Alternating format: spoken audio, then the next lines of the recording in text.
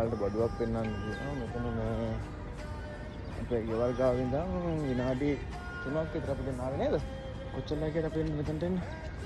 දැන් මම පෙන්වන්නම් ඩුබායි වල තියෙන ලස්සන මල් වත්ත.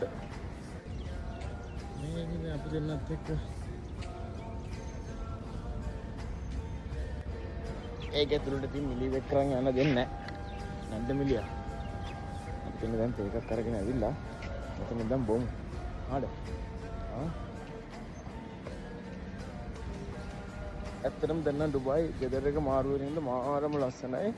හවසට එහෙම මාර කූල් එකක් තියෙන කූල් හුලන් ටිකක් එනවා. එළියටලා ඉන්න පුළුවන්. ඉතින් මේ කාලේ හොඳට ඉතින් එළියටලා ඉන්න ඕනේ. මොකද තව මාස ගානකින් රස්නේ පටන් ගත්තට පස්සේ එළියටවත් බහින්න බෑ අපිට. නේද? වාට මරුනේ හුලන් වැඩි හුලන් වැඩි මිලියන ඔයත් බබෙක් කියලා හිටියනම් අපිට යන්න තිබුණේ ඇතුළට යන්නේ. කමන්නේ මම ඔය කරන් යන්න. මල් තියෙන බස් එකකට සත්තු එක්ක කරන් යන්න පුළුවන් ටෙස්ට් එක. ඕකේ. යන්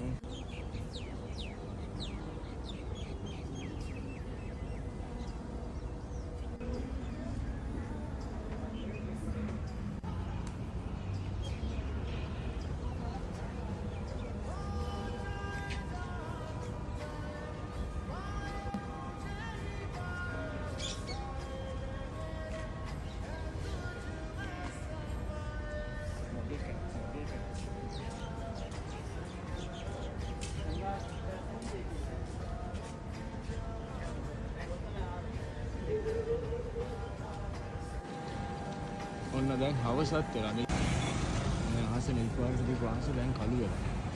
අද වැස්සක්වත් ඒක ගන්න. නේ නා දෙමොන් යන් ඉන්න.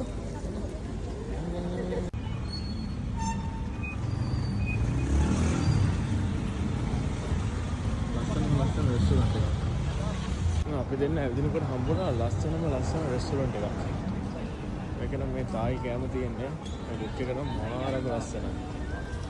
මම ගොඩක් කොළ පාටට කැම හින්දා දන්නේ මේ ගොඩක් හිතේ. මම දැන් ඒකක් ගත්තා මේ